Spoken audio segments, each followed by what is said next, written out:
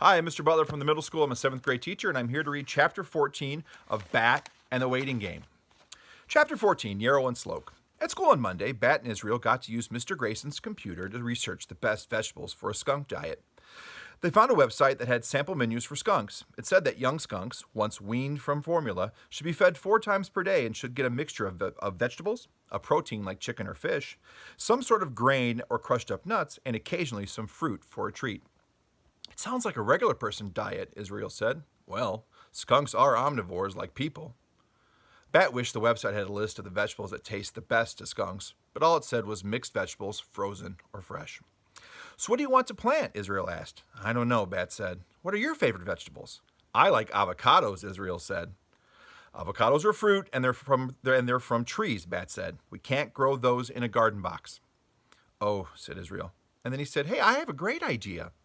Israel's idea was to make a survey for the class to take, asking everyone to write down their 5 favorite vegetables. Then we can figure out which vegetables are the most popular and we can plant those, he said. Bat nodded. I like it, he said. Very scientific. When they told Mr. Grayson Israel's idea, he said, you can use the copy machine in the office if you want. So Bat and Israel made a survey.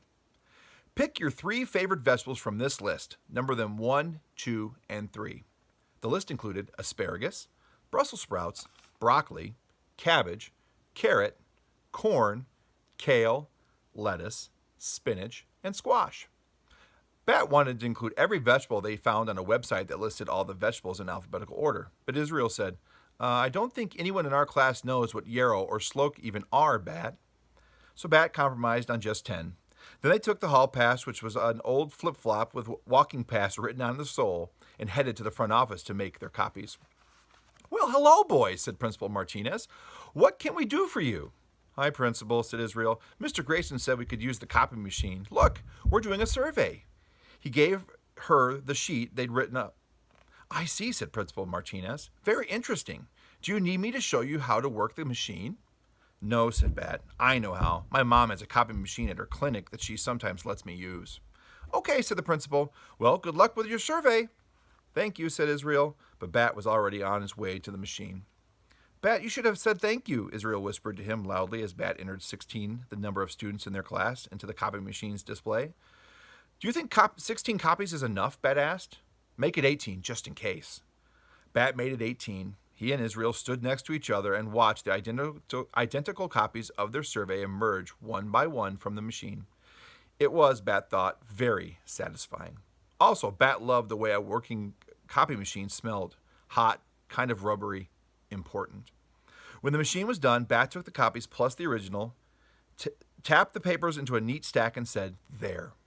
I wonder what the winners will be, Israel said as they walked back to class. I hope kale is in the top 3, Bat said. Why? Asked Israel. Do you like kale? Not really, Bat said. But my mom says it's got a lot of vitamins in it and I want Thor to be extra healthy. When they got back to class, Mr. Grayson said, okay, everyone, attention. We have a special activity. Bat, Israel, want to tell us about it? Bat opened his mouth to talk, but nothing came out. It was as if standing in front of the class with everyone staring at him, he had forgotten how to speak. Luckily, Israel remembered. Bat and I are going to plant a garden to grow food for Thor, the skunk Bat's raising. And we want everyone to vote on which vegetables we should plant. So everyone take a survey and mark your 3 favorite vegetables. Then he nudged Bat, who was holding the stack of surveys. Jolted into movement, Bat passed them out. He even gave one to Mr. Grayson and one to Israel and kept one for himself. Back at his desk on his own survey, Bat numbered kale, broccoli, and corn as 1, 2, and 3. When everyone was done, he and Israel walked around the room and collected the surveys. Okay, said Mr. Grayson, when you've tallied the results, let us know what the winning vegetables are. Then it was time for recess, and everyone went outside. Bat stared down at the stack of surveys, smiling. They were really going to make a skunk garden. All right, guys, thanks for listening. Have a good day.